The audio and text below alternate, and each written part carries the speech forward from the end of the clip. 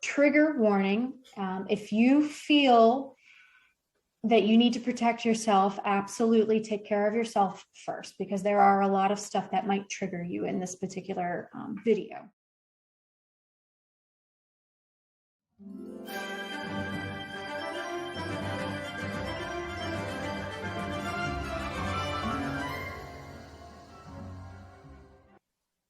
Hi, welcome back to The Secrets of Life with your two hosts, Nikki and Nikki. Nicole, Nikki, Nicole, one of them. You'll never find out. Today we are talking about the Amber Heard and Johnny Depp trial from the perspective of DV survivors. There are certain things that we're not allowed to say, just as per licensing information, but for the YouTube and monetization and other, against their rules type of stuff. But anyway, Nikki and I have also been through years of domestic situations, and we came out on the other side. Yay! I hope I can say for both of us, we're sort of sane. But we're going to be looking at this from a different perspective here, because we also are very hypersensitive. At least both our upbringings are a little different. However, a lot different, and how we view these situations is a little hypersensitive. So you can kind of pick out things here and there as a DV survivor. I know I had triggers from PTSD. Nikki, you had said, what's your, just experience? What's your experience? I have complex PTSD. So that's fun. Not really. What is complex PTSD? So I was diagnosed a few years ago when I was going through a lot. But it also is when you're going through it, a lot of traumatic events in your adult life, but you also had a lot of traumatic events when you were younger in your childhood, and it kind of affects you in the long term. Okay. That's the best way I can describe it. Did you want to tell us what you can? I know there are certain people that are still involved in your life now, so you don't want to say too much, especially in case they watch this, but there are individuals. Let's explain if you're able to, and if you feel comfortable to. I don't want you to say anything out of turn.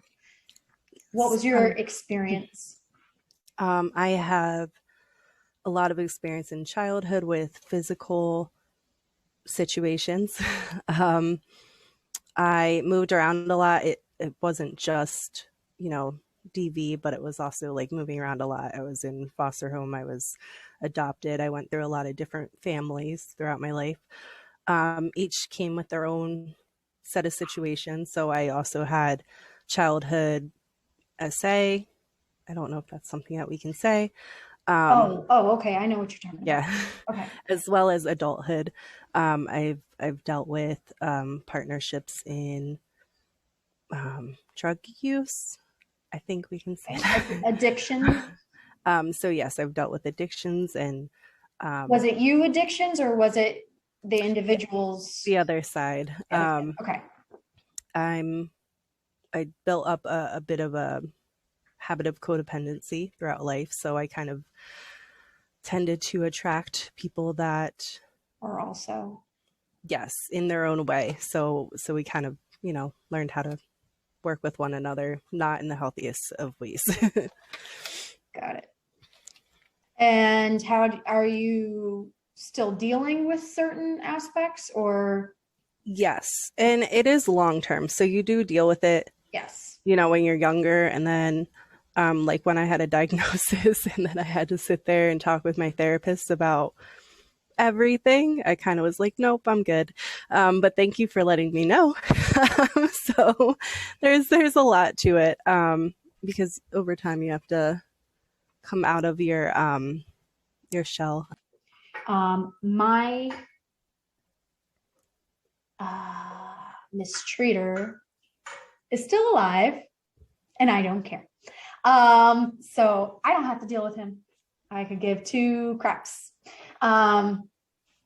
It was my father. And growing up, I ended up, I don't remember the very first time I was hit. I really don't remember, but essentially I was physically mistreated. I was verbally mistreated. And I think the psychological, see, here's the thing I agree with on Johnny Depp's testimony is that when we got hit, this is how I know that he was, because I feel like only a DV, hey, come on, you can eat anytime. There's my dog. She just chooses now of all times. This is how I just, there's certain nuances when he was doing his testimony that I immediately resonated with. He and his sister both said when they were beat that they could take the pain was nothing compared. It's the psychological, it's the mental. Mm-hmm. That's what gets you. And that's true for me, in my experience, that's true. I mean, we were beaten with 2x4s, we were beaten with belts, we were beaten with, and one of my triggers was when somebody snaps a belt, I just freeze. Like it's like it came over me and I just froze. And I like had almost like a panic attack. And when adults would scream like over the top at their children in public, I'd freak out. That was another one of my triggers. And I had to work on these things one by one as I got older. We were very poor. My mom made less than $20,000 a year, working 4 jobs, going to school, and providing for 2 children. My brother and I basically stayed at home, and I was old enough to babysit him, but I don't know if you have siblings, but it doesn't work out too well. So we had all this trauma, and we had so many anger issues growing up. So I took not a repressed approach, but more of a rough and tumble, let's duke this out type of approach. I became very aggressive, and I became very dominant in personality, like that alpha eventually.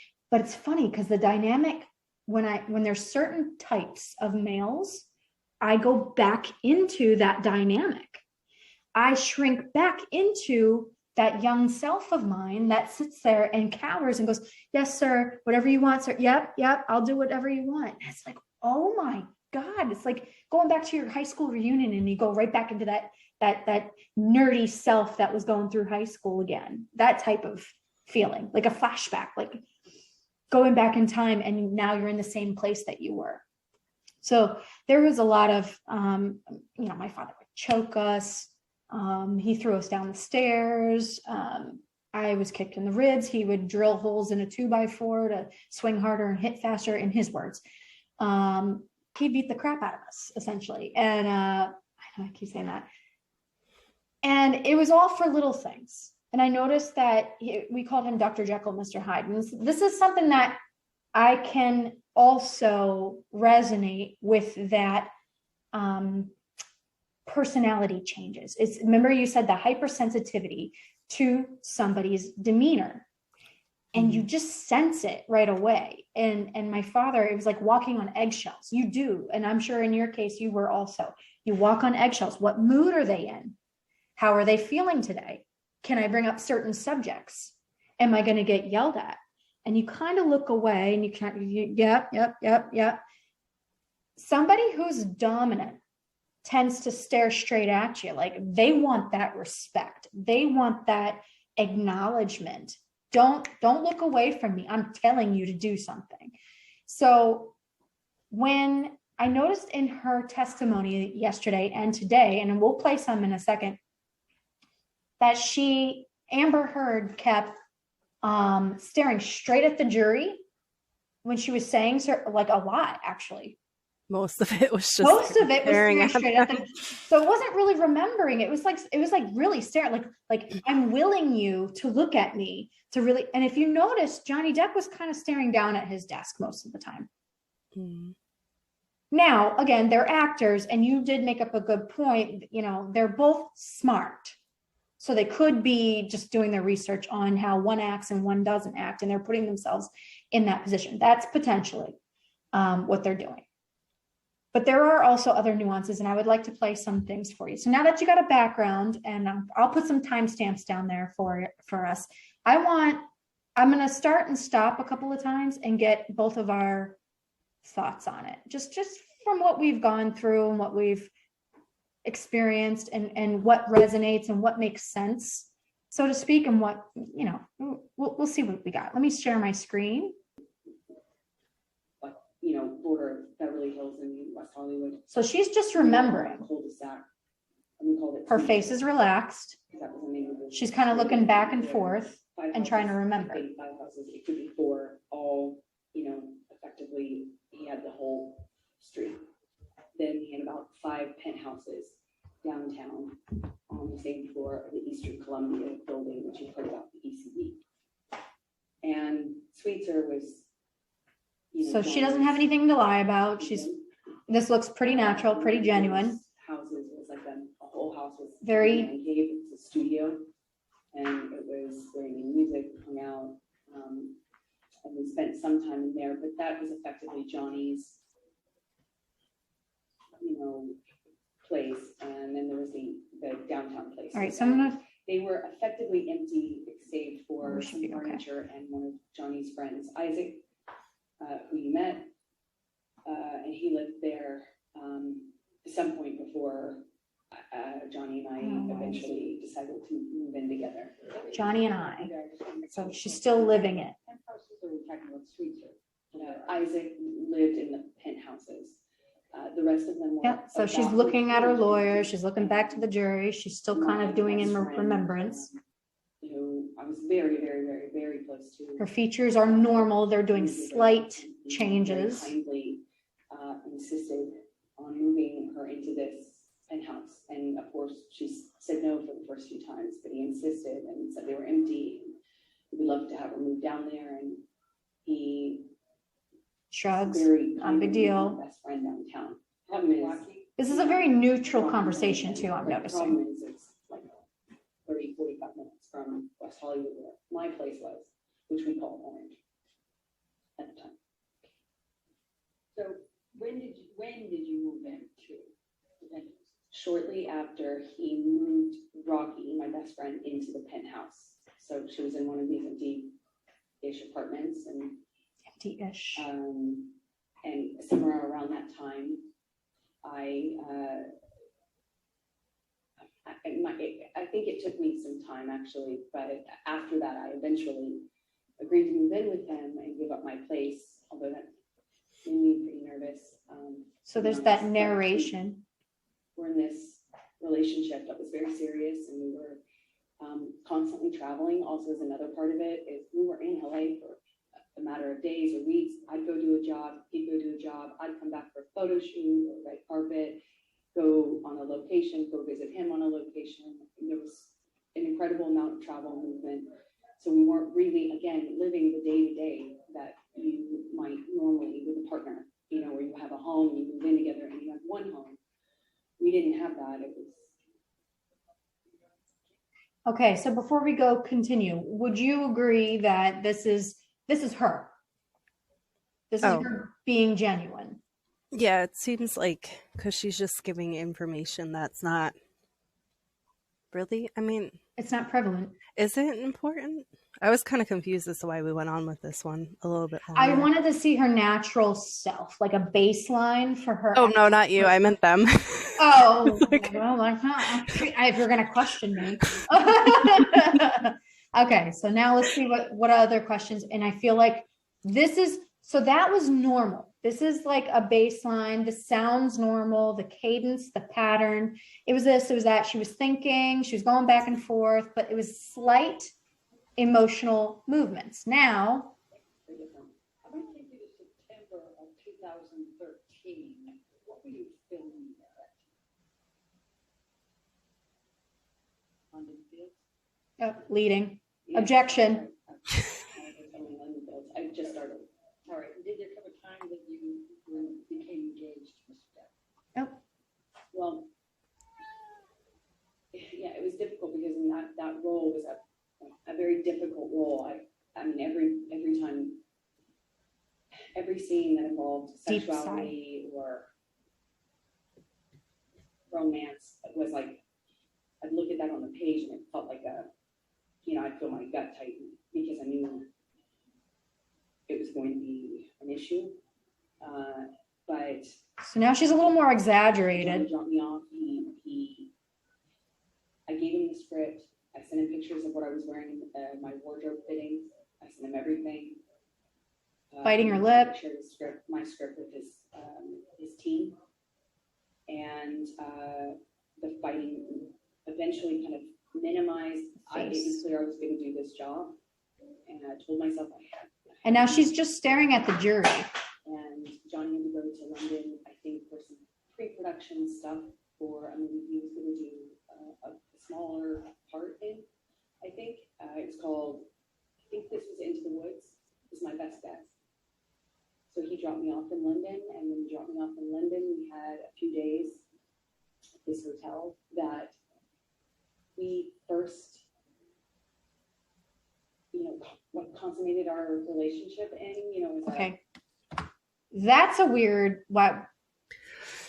where we first consummated, you wouldn't say like anniversary of when we first got together, like when we first consummated. Weird wording. And her face is starting to get more exaggerated. It's slowly getting into more like scrunched. What would you call that? It's going to get worse in a second. Yeah, exactly. I think my question is, and this is because I have had to testify for not a relationship but it was like a robbery type thing. But she never looks down. Well, no, I wasn't. She doesn't. She doesn't. I was wrong. She's directly at the jury. Yeah, she never once looks down. I mean, I didn't have to talk, in front of a jury and anything like that, but a room with people in it, and you have the judge and the lawyer, and we're, trying to get this person, convicted. I could barely look up at anyone when I was telling like the uncomfortable parts. Got it. Okay. Yeah. I'm very curious about it though. I mean, there could be people that can speak easily while looking at other people, but just when we're kind of getting into some form of controlling behavior, yeah, I'm just surprised it's at dominant. how easy it is to just she's holding herself really well. Yeah. Yes. And I will say throughout this trial, I know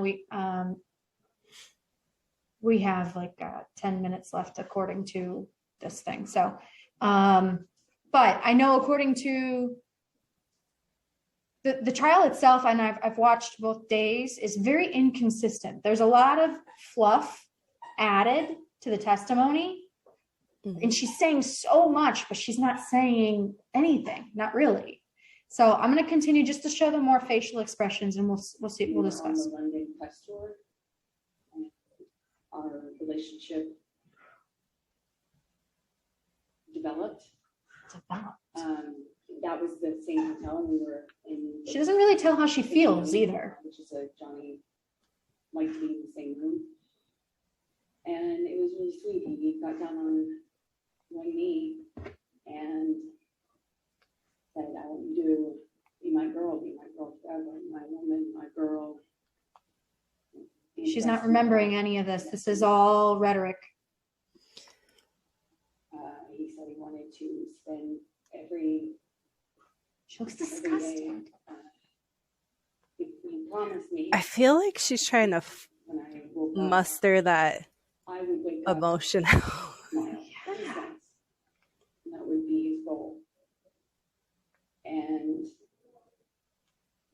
I looked into his eyes and I saw my future. My future. Hope, like blind hope so much. She's gonna cry. It's so hard because it's like you're watching I describe that kind of a show. Oh my God. Yeah. We were married and this is real. This is real. She's cringing. We were married. This isn't chaotic. This will change. I had so much hope in that moment. Okay. So for time's sake, I just wanted to show the range of emotion, and it goes up and down throughout the testimony. It's quite insane. You saw it too. What are your thoughts? There's certain points, I mean, you can go ahead and pinpoint certain points where you're confused. I have a lot of questions about this testimony. There's a lot of stuff that doesn't add up, and it overlaps. I feel like She jumps around. The best way I can describe it is energetically, she's not outputting the feeling. Like I Right. had yeah, you're an empath, so there's that. You can actually feel people's emotions. But having a partnership with someone that is going through sobriety and then out of sobriety and then back into sobriety, addiction, the words that she's saying make sense because I've had those feelings many of times. So the words make sense. Yes. But I feel like she's trying to exert, like when I'm talking about it now, I would just talk about it normally. Like, I really hoped at that time, like I would just speak normally. Like I wouldn't look back on it right now and be like crying or like trying to. Right. Yeah. More matter of fact, because this is years after, right? This is years after. So you would think there's not as much emotion invested. That was 2013, so that was 9 years ago. 9 years ago, yeah. Yeah, that's been. I'm sure certain things could bring it up, especially the essay that she claims allegedly happened. But just a typical, we fell in love. There's no reason to have a crying fit. Yeah, the feelings just don't add up with. And again, this is just someone that's been through that type of tumultuous relationship where you're looking back on it and you're like, yes, it was hell, but I'm not, or heck, but you can say hell. I wouldn't, even now, because, I still strongly care for the person, I still don't look back on those times and I'm not like crying because I was really hoping that time would work. That would be the best, even with a failed proposal, all of that. Totally would just look back on it like normal. Like, it happened and we got through it and right. And then that's the thing is you would think have a timeline that's set up that's throughout this testimony. If any of you have actually watched, the last 2 days of her direct testimony, it jumps everywhere. You're like, where is this? What's this? Like you think you're on the plane. She's explaining this is happening. I think he's detoxing, but she's saying, he's making threats or something like that towards her, but he's locked in the bathroom. Like, wait, where? And then she's saying that she was pushed down over here in the front of the plane. And then all of a sudden she's like, I'm moving to the front of the plane. And you're like, wait, I thought you already were. Yeah.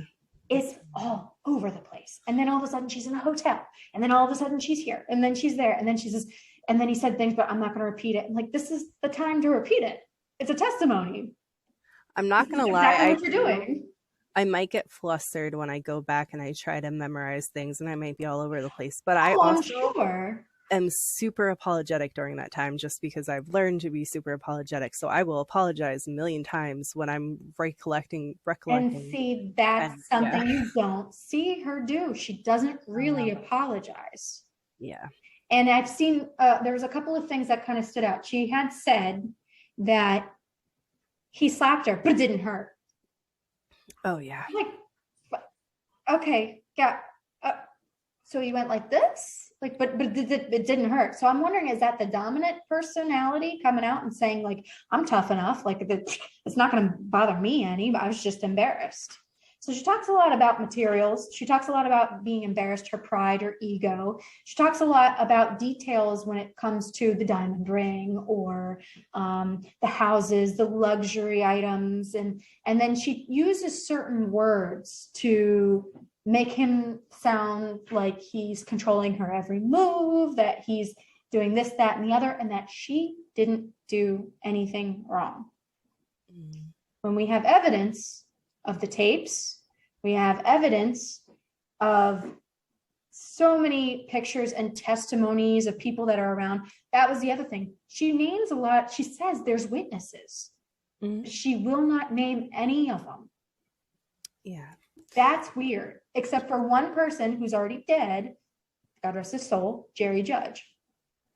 And we're also on day 2 or 1.5 of her testimony, and we're not even really fully in the marriage yet. Right. So she's saying all this stuff happened way before even the marriage even started. I'm like, if it already started happening, I don't understand. This is where you lose me. She said that she had an entire childhood of 2 parents who were addicts who beat her and abused her. But she skips over that part, which you would expect of somebody who wants to hurry up and get through that. That sounded genuine. She skips right through it. She sugarcoats it and skips right through it. But they're saying that all the PTSD that she has is not from the 18 years spent with her parents. It's from specifically just this relationship, according to the expert that testified on her behalf. What do you call? Do you think that's possible? I mean, I know I have my own stuff, but I know even when I went to a therapist, or if I was in something like this, and, you know, I would definitely speak about my childhood and kind of getting to the understanding of why I stayed in my situation, because it did lead to codependence. It did lead to these habits where you just stay there and you try to make that person feel better, you know. I think, what are some of the triggers, I guess, that you still hold today, if you're feeling comfortable talking about it? Like the symptoms of it, or the things Some that bring it up? symptoms, and or there's certain triggers that perhaps still are, we're in our 30s, we're 21 and holding, we're in our 30s now, and still pulling off layers of, childhood trauma. For me, I know the biggest one that I made fun of, my biggest symptom of it, is I have the worst memory.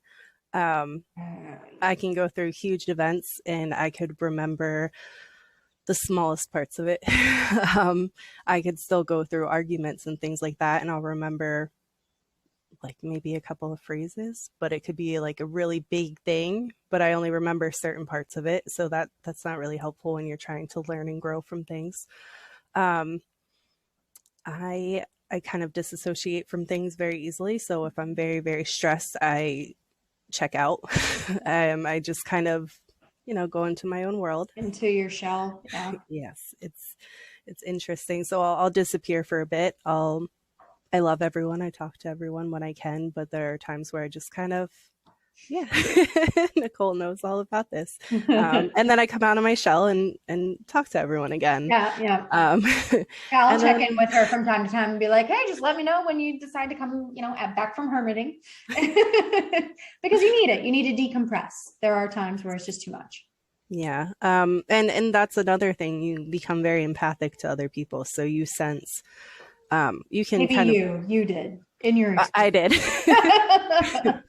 So you walk into a room and you want to read the room and you want to make sure that everyone's okay, and you can kind of read people. I mean, I know a lot of us readers went cater to that. You almost like change your demeanor according to other people's postures and their demeanor. Yes.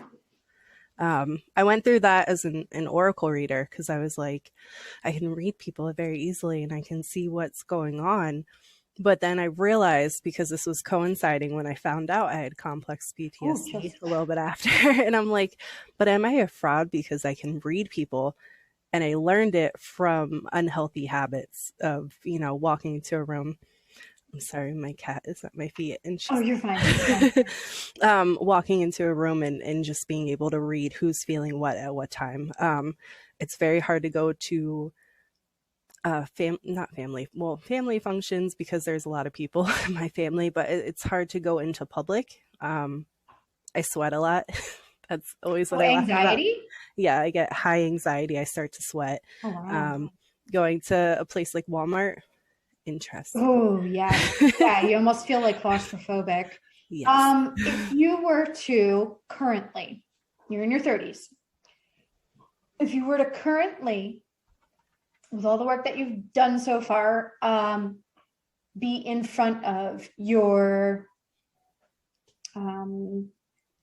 mistreater, again, we can't use certain words, I apologize, but if you were in front of them right now, how would you react and how would they come across, do you think?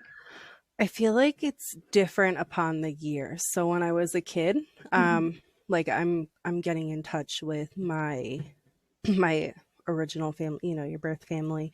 There's a lot of forgiveness on both sides. There's a lot of work that's been done on both sides, even up until after I was adopted.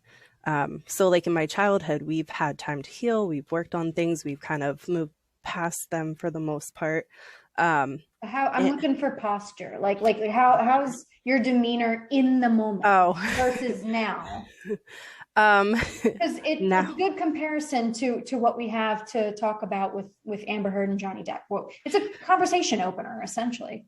That makes sense. So for me, I'm very distant still. I have cordial conversations. I enjoy meeting with them and seeing that they're doing better, just because I like to see everyone succeed. But I still have a guard up. I do know that. I do notice it. Even when it seems like I'm happy, I'm very open, but at the same time, I'm very, very closed off. It's something I'm still working on. To protect yourself. Yes. Yeah, I get that. With my my adulthood situations, my demeanor is still, my trust is still gone. So, I'm still very, I'm still face to face with the person, but at the same time, it's harder for me to just be very, happy in that room or that situation. So, yeah. What about if you were a kid in that situation? Oh, when I was a kid in that situation, I would shut down. And it was kind of as if, like a part of, and I'm trying to explain this the best way I can. I would forget a lot. I forgot so much of my childhood until I got older. Actually, I forgot to mention that. And ironically, I forgot that I forgot. I started remembering a lot of things that were very closed off to me in my childhood. Actually, when I started my spiritual journey of meditation and going within and like working on my own blocks and things like that, that's when early childhood memories started just popping up. And I'm like, I even had trouble in those moments believing that certain things happened. Oh, because it was so traumatic. You were blocking it out. Yes. You mentioned something, off camera. You had said that things, when you go back into details, they feel hazy. Yes. Even as an adult,